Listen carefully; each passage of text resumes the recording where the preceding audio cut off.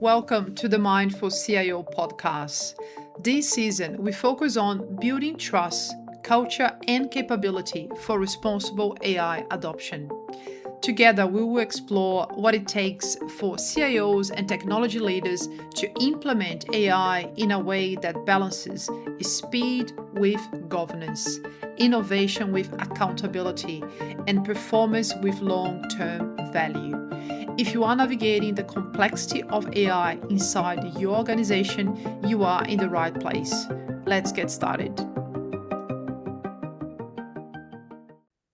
Hello, and welcome to the Mindful CIO Podcast, building trust, culture, and capability for responsible AI adoption. So this is the first episode of season number 2, and we have Sami Makelainen. Sami is a strategic foresight consultant and founder of Transition Level, specializing in the mindful adoption of AI and emerging technologies.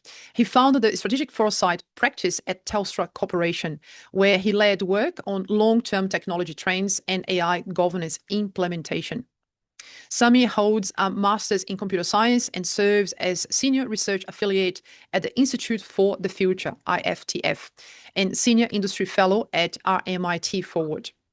His work centers on building organizational capability for responsible AI adoption, helping leaders navigate the cultural and ethical dimensions of technological change. So welcome, Sami. Thanks for agreeing to have a chat today. Thanks for having me. Wonderful. So I just realized, Sami, we've met back in 2023. I was looking through, LinkedIn when we spoke the first time, and as I was preparing for our conversation today, I thought, let me triple check how I pronounce his surname, and I completely forgot to ask you. So I hope I got that right. Can you elucidate us? How do you pronounce your name correctly, Sami? It's Makelainen. It's Makelainen, but like 99.9% of the world's population has no idea how it's pronounced, so it really doesn't matter. Okay. And Sami, no, it does matter. And Sami? Well, officially it's Sami, but I've so acclimatized to everybody saying Sami that now when somebody says Sami, I'm like, who? Okay, cool. So Sami, I read your very short version of your bio. You're very modest with that short bio. So I'd like to hear from you a little bit of your journey. So how did you get here? How would you describe your journey, to become a strategic foresight consultant? Well, I'm probably like a recovering technologist. So I went into computer science many years ago. So I'm a computer scientist by training and worked in startups in the dot-com time, in financial services, online banking, online commerce, e-commerce. Well, all of that was new. Then did my other national duty for Nokia back when their phones were cool. So a fair bunch of our listeners would have had a Nokia phone at some point. And I was probably a little bit naive, along with a lot of other people, thinking that more connection would be better for humanity. Hence the telecommunications sector and the Nokia and all of that. And I was like very excited about the possibilities. But then over the intervening years, the gloss has kind of come off. And, I've come to appreciate both the positive and the negative consequences of the technologies that we deploy on our world. I relocated to Australia in 2009, not to use the term flippantly, but as a bit of a climate refugee, because I was never compatible with the Finnish winters. Joined Telstra here, like you mentioned, did a fair bunch of things in Telstra, including setting up their strategic foresight practice. So that was looking at longer term things. And that was a bit over a decade ago now. And that was kind of the starting point of really more professionally thinking about the long-term futures and all the sort of both intended and unintended consequences of various technologies that we are building. I also have a passing interest in aviation, also called an obsession by some unkind people. That has afforded an interesting perspective onto a variety of things. Aviation is one of the two industries in the world, the other being nuclear power, that is able to safely operate a tightly coupled and complex system. And working in the telecom industry, it became apparent over the years that the telecom industry, the communications industry, is in the business of making everything tightly coupled and complex without any of the supporting scaffolding or procedures or organizations of doing that safely. So that was a bit of a slow-moving alarm bell. Okay. Listening to you, Sami, something that came to mind I might mention to the listeners is Sami has a very quirky sense of humor. I was reading your bio on LinkedIn, your profile, and yeah, definitely put a smile on my face. And you touched on aviation. I remember that the way we connected on LinkedIn was, I think you're writing the Mindful AI Automation Manifesto, and you found the Mindful AI Manifesto that I wrote, a couple of years earlier, and that's how we connected. And we'll talk more about that later. When we get to frameworks, and I think you have some so much value to add in that space. But before we go there, let's talk about you still as a person. You are a prolific writer, very active on LinkedIn. You started with Children's of Magenta, so you have a Substack now. We'll talk more about that later as well, how people can follow you, those who are interested in. But you personally, what would you say are your favorite Gen AI tools? You told me about Notebook LM ages ago when I was starting the podcast. I think probably over a year ago. Midjourney, I know that is one of your favorites for generating images. And if you had to say what are your top 10, top 5, Gen AI tools, what comes to mind, Sami? Well, as a bit of an occupational hazard, given that I am, consulting in the space, I subscribe to what feels like everything. So the top 3 frontier tools that I use the most are Anthropic's Claude, OpenAI's ChatGPT, and then Google's Gemini. And what is the favorite kind of depends on which way the wind is blowing. So as you know, all of these tools are competing and all improving steadily. And some month like now, right now it feels like Gemini is the most useful. But Opus 4.5 from Anthropic is also a really good model. I am slightly less enthusiastic about ChatGPT now. So if you look at my usage over the past couple of months, ChatGPT has been trending down, Gemini has been trending up. Claude has been like a steady hand for a while now. So those 3 would probably be the top 3. And you're right, I do appreciate Midjourney for image generation, although the oddly named Nano Banana Pro is also a very good model for that. I don't use a lot of video generation models, although, as an occupational hazard, I do try all of those out as well, but I just don't have that much use for them. What I found has been more impactful in terms of daily performance has been some of the integration tools that I have. For example, let's call just one out. Super Whisper has been amazing in terms of making it a very streamlined workflow of talking to your computer and integrating some AI tools into that. Thank you. Thanks for sharing.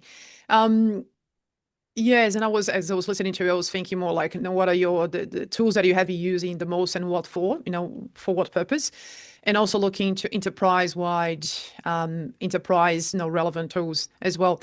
But I was listening to the last podcast, the last episode that I did with Simon Ritter, CTO at Care Super. I hope I'm not mixing up because he has been the super, space for a while, but I think his current role is with Care Super.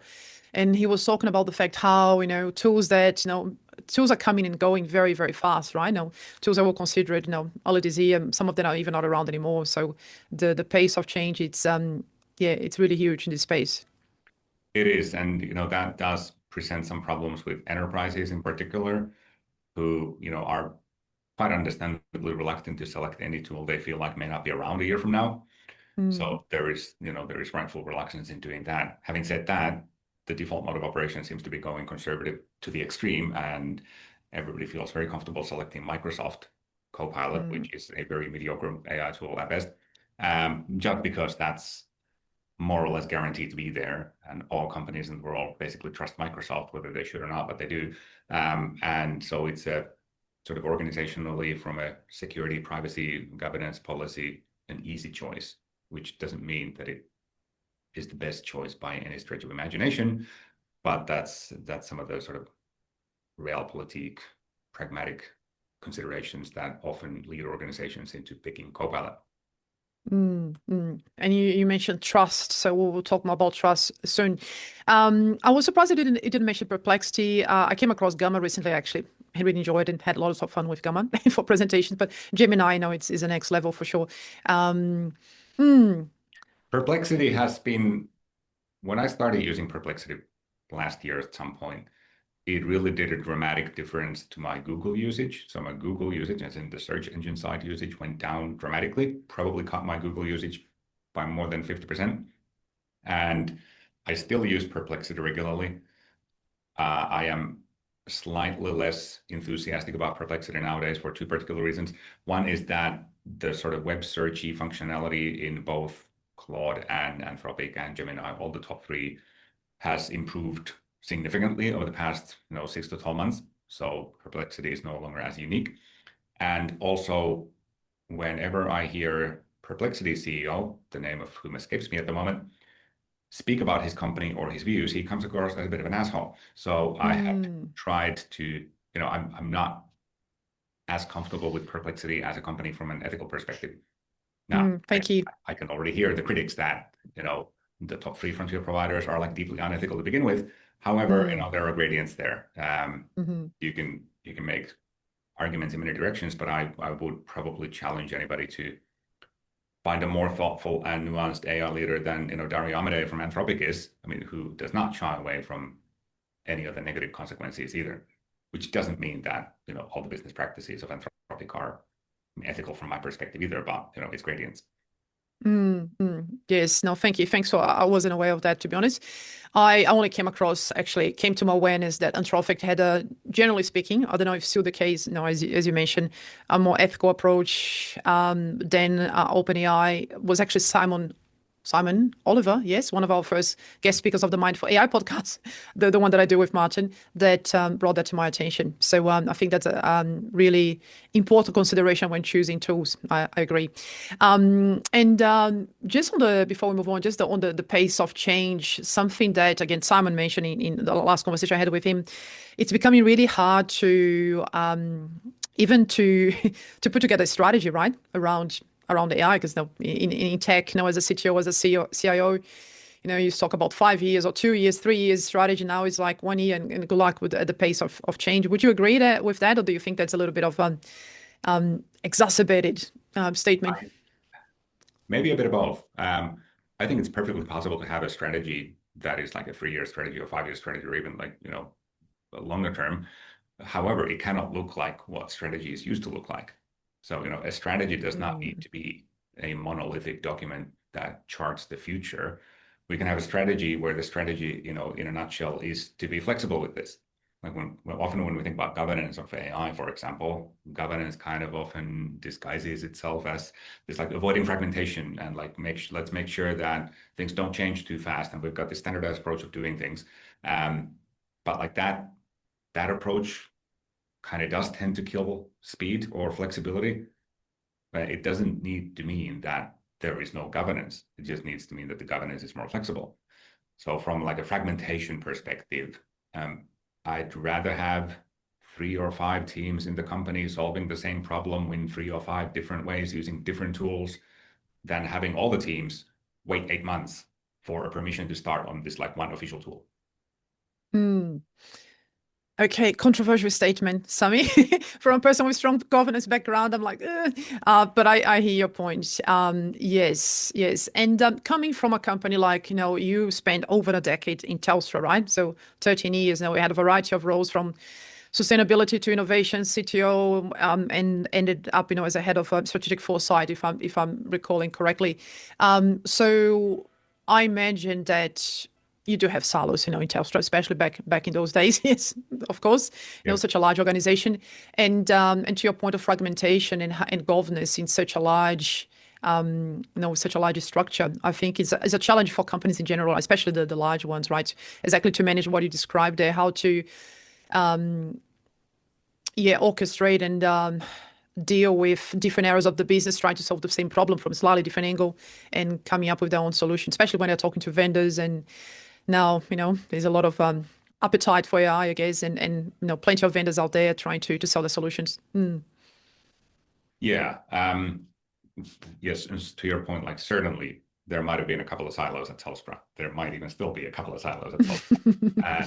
And when I worked in the innovation space at Telstra or innovation program management, if you had an idea and you discovered that there were fewer than 5 teams across the company doing the exact same thing, completely unbeknownst to each other, you were doing quite well. So usually it was like half a dozen teams doing the exact same thing without knowing that the other team even existed. So there has always been this kind of a fragmentation in a large organization. So from that perspective, assuming that we can somehow get rid of that, is probably wishful thinking. Mm. Okay. So let's shift gear and talk about maturity. I share with you, in preparation for today, a model from a consultant. She specialized in working with accounting firms. So we know a very specific kind of environment and types of clients that she works with. So accounting firms and I think some legal firms as well. Her name is Imbal Rodney. I don't think this image is actually with the credit to her, but hopefully you can see at the name of the file. So that's Imbal's model for maturity, assessing maturity of firms, especially accounting firms, and I found quite useful and easy to grasp. So you can see here we have the below the line, the firms are falling behind. So you have the resistant, observing, passive awareness, active avoidance, and those who are adopting to some extent, dabbling, adopting, and mastering. So I'll stop sharing just as a reference for you. And then, of course, we have here the business gains, the animals as a bit of a metaphor, which I found really cute and easy to remember. So bringing this to personal level, I think I know what's the answer, Sami. But where would you see yourself, in this maturity model? How would you, which stage would you say that you are at the moment? As an individual. Well, first, can I critique the model first? So, the couple of points about the model first. I mean, animals are cute, yeah, but they kind of, put a ranking on the animals, and then we get like, what was the last column called? Business benefits or something like that. And yeah, like, what does that mean? Does that mean revenue? Does that mean reputation? Does it mean brand equity? What does it mean? So what is that? So I think whenever you come up with a model like this, they're always a little bit simplistic by necessity, and then the truth is way more complicated than that. So if I look at organizations in general, I don't think anybody is mastering anything. Given how fast the space is moving, there is nobody, probably including individuals like myself, who would genuinely be in the mastering space. Like at any given point in time, the latest capabilities are days or weeks old. You do not get to mastery of those in such a short period of time. And so I often think of it from the perspective of how long does it take for capabilities to flow through large organizations, societies in general. And we know that this is a fast evolving space. So, new capabilities, new tools pop up every day. I think it was Jay Hack who a couple of years ago tweeted that, Jesus Christ, can we have a single day where there isn't society altering AI news? And we haven't had many of those days since. We're probably not going to have many of those days going forward either. But the point here is that if we stopped all AI development today, if nothing happens anymore, this is the best we get. We don't get any more tools. We don't get any better models. And this is it. This is the peak. We would still, as society, and probably as individuals too, spend years, like when you think about organizations, probably 10 to 15 years integrating these current capabilities into the organizations to make the best use of them. So, if we stopped all development today, maybe in 20 years' time, we could have organizations who are mastering this. But today, no way. And I would, probably be a little bit hesitant on calling myself as mastering anything either. I mean, I dabble in them. And yes, I have significantly changed my workflow. So humble. They're integrated into my workflows, but like mastering any of them, no, that would be supremely arrogant to say any individual, let alone an organization, to be mastering any of this yet. Thank you. I think, as you rightly said, I think, for the sake of simplicity for necessity, I think that's probably, I speak on Imbal's, behalf here. I think that was really the intention behind. And I think it serves a real, it serves the purpose for her audience. That's what I've witnessed and how the message is received, especially for that audience of small firms in the accounting space.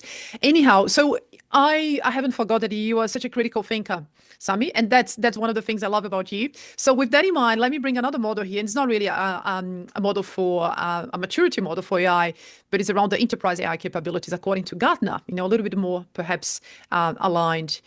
So with your views, so let me share that one.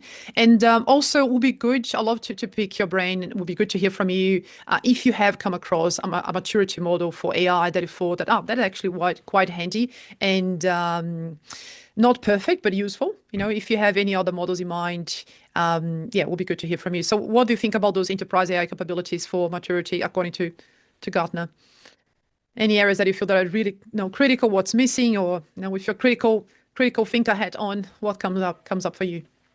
I mean, it basically puts AI in front of all the organizational entities. So strategy value. Well, yeah. I mean, it's a model. I haven't personally used the Gartner model. I am sure that it belongs into the phrase that all models are wrong, but some are useful. And if somebody finds the model useful, then by all means have at it. But also be sure to realize that it is not the ground truth, and the model does not capture the whole picture.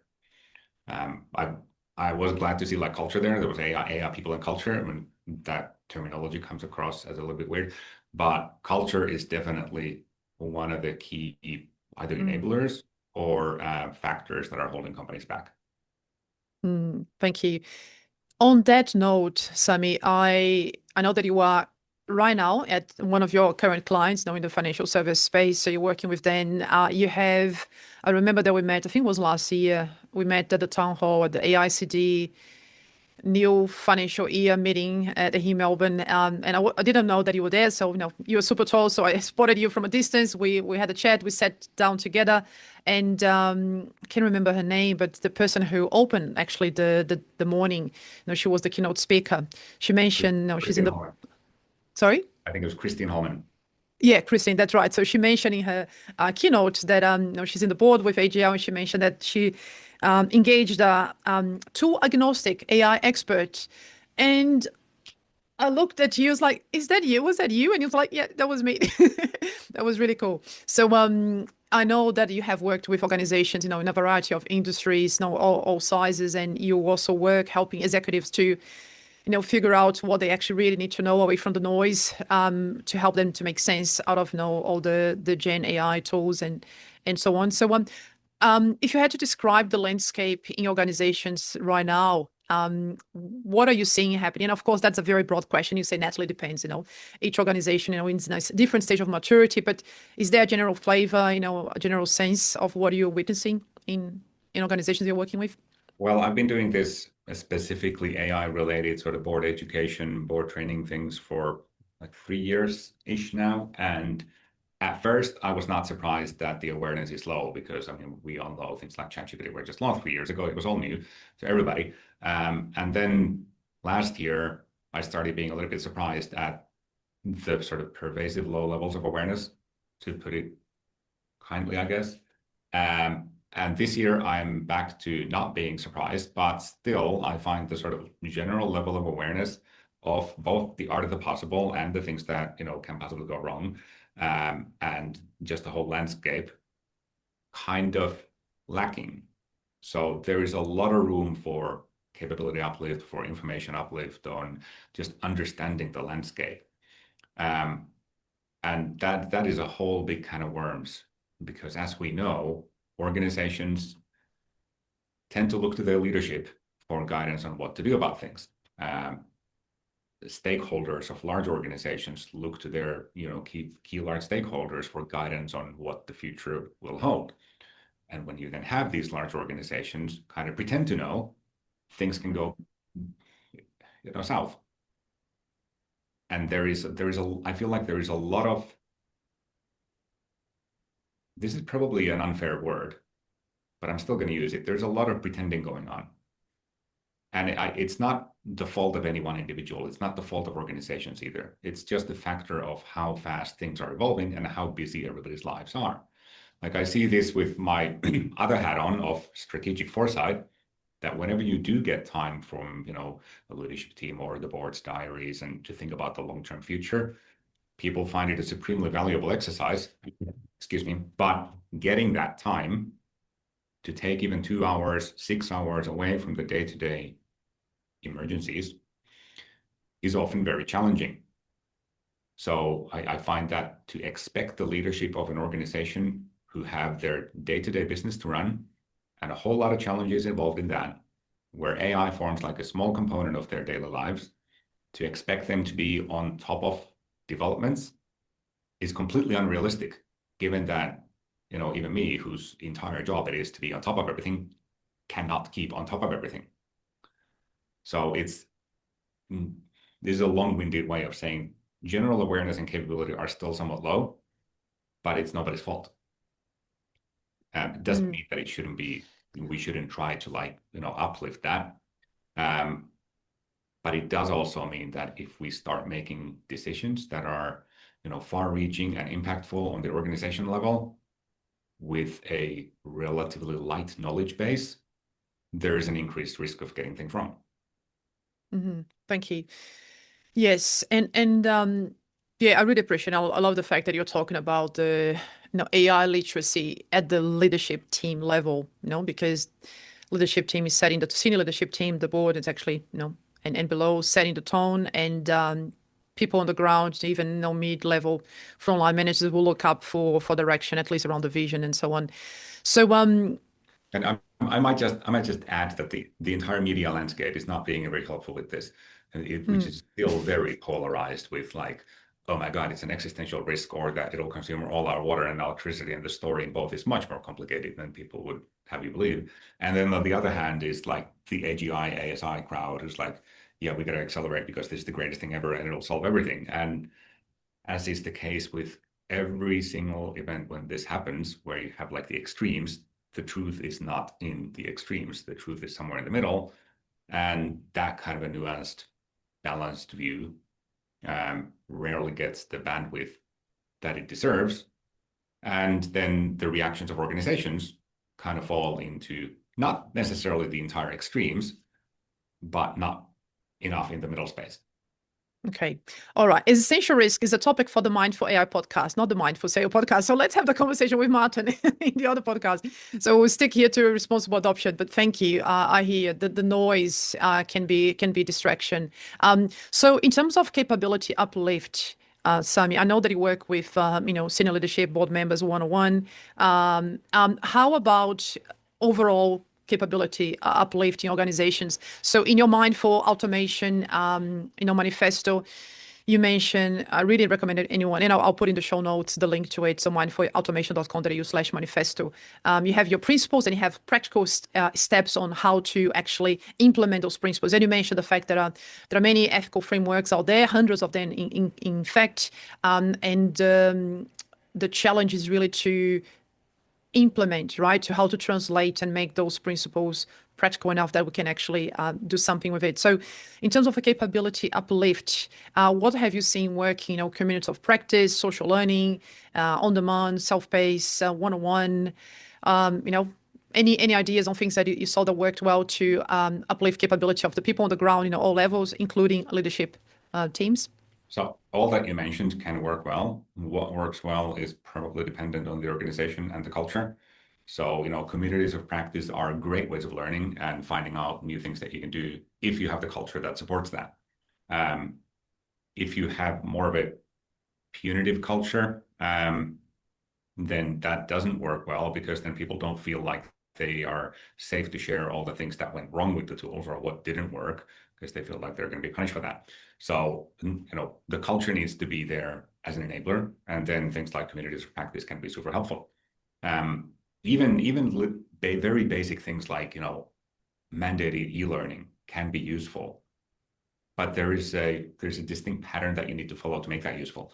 So there are increasing number of organizations who are like on board the AI train, so that they will start heavily pushing AI onto people. And you may have seen these headlines of organizations even using that as a metric, that you track AI usage, and that becomes a metric that you have to use AI for everything X times a week or whatever, or that's seen as a bad sign. And that kind of strips away the agency from the people, and it's all kinds of ethical issues. So that's not the way to go. However, even sort of basic training in the form of a half an hour or an hour-long e-learning, where you teach people what the tools are, what they aren't, how to think about them, like from a metaphor point of view, like mental models point of view, can be very helpful in getting started and in building that base level of capability that is so critically important. Because what we have conclusively seen that does not work is that organization signs up to Microsoft Copilot for everybody, and then that's it for AI adoption. We are now an AI-enabled company and done. And if you have if you enable, shall we say, a mediocre tool, which is better than nothing, don't get me wrong, but if you enable a mediocre tool and don't even teach people how to use it, then you can be guaranteed that the results aren't going to be awesome. Okay, thank you. Thanks for touching on that again. I can tell clearly that there's some level of I'm not going to say frustration, but yes, not really impressed with Microsoft Copilot, and I think many organizations are adopting, as back to the trust and reliability, robustness, whatever reasons. So that leads me to a question I had for you, Sami, around what would be your recommendation to organizations which are adopting, let's say Copilot as an enterprise wide tool? How to deal with the preference of employees, and especially organizations like one of your clients now in the financial services or banking or health sectors, those communications or government, those sectors which are quite sensitive in terms of security aspects. So how to handle the fact that employees are playing at home, in their personal laptop, perhaps with tools, and they have their own preferences. And at work, they are restricted to the enterprise tool. So how to, from a security perspective, how to deal with that? What have you seen actually organizations doing, if anything, to tackle that? So multifaceted answer here, and it depends on the size of the organization and the risk profile and the industry you work in and so on and so on. But like as a guiding principle, to the extent possible, I feel like organizations should enable the best tools because the employees will want the best tools. If you don't enable the best tools, you can guarantee, like this is 100% proven fact, that you will have people using the tools that they consider are the best secretly. So they become, what we call secret cyborgs or shadow AI, whatever you want to call it. People will use the tools that they find useful. If they are blocked from their work machines, they will use them from their personal mobiles. And that will happen. It's not a question of, our people won't do that. No, they will. Like we know that they will. Like not everybody, of course, but there will be instances of that. So if you don't enable the best tools, or at least close to the best tools, you will have people using other tools in secret, and you just need to accept that. So step number one is, to the extent possible, enable the best tools. And what does the best tool mean? What is palatable? Depends, again, organizational risk profile, organizational domain. So yeah, we know that there are data sovereignty regulations, many of which don't actually, from a legislation point of view, prevent you from using a model that's hosted overseas. It just means that there are some added security issues that you need to solve. Now, a couple of points about the security policies. So first, if you are an organization who trusts Microsoft, and literally every organization in the world, with very few exceptions, trusts Microsoft. If you read the terms and terms of services of the enterprise contracts of the major AI companies, there is no reason not to trust them if you trust Microsoft. I mean, they're pretty standard enterprise agreements. They have good security. You shouldn't have any security or privacy issues there. If you still insist on having like a sovereign AI solution, which, is of course important from a resiliency point of view, it feels good to have like a sovereign AI. And yeah, maybe your board's risk appetite is so low that the requirement is that you need to be hosting your data and models in Australia, or otherwise it's a no-go. I may not agree with that stand, but it's a valid stand if you want to take that stand. Well, then today, you're basically then limited to Microsoft Copilot, or as of last month, OpenAI's ChatGPT, which now has Australian data sovereignty. So if you are on ChatGPT Enterprise, you can have Australian data residency for that as well. That'll make it much more palatable to financial services industry, or insurance or the likes. Both Gemini and Anthropic models, the core models themselves, are also hosted in Australia in platforms like Amazon Web Services and Google Cloud. However, they tend to not be the latest versions at any given point in time. This is obviously a fluid situation. Things will be very different a few months from now. Things will be very different a year from now. We'll see what happens. But, I guess my two key points here is that If you think that you can only get Copilot because of your data security policies, well, then you may need to think harder.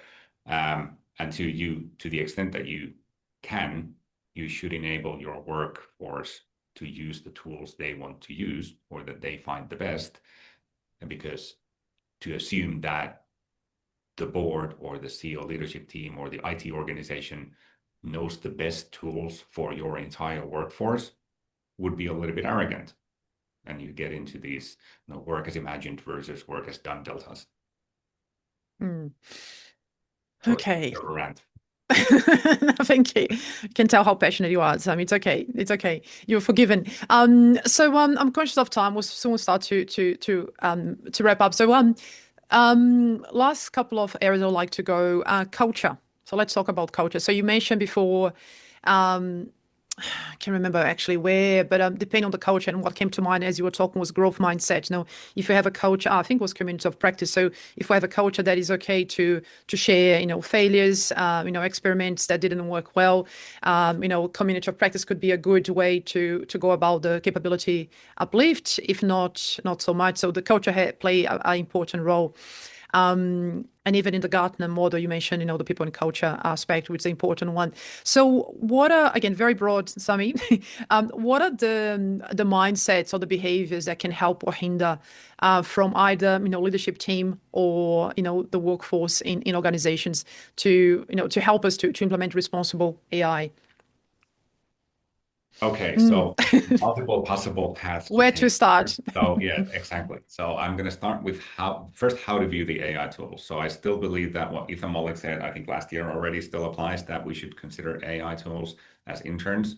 So they're like highly intelligent, fresh out of a top university, very eager to help you, but with no real world experience interns, which means that you do not treat the AI tools as if they're magic or perfect or Oracle. They make mistakes.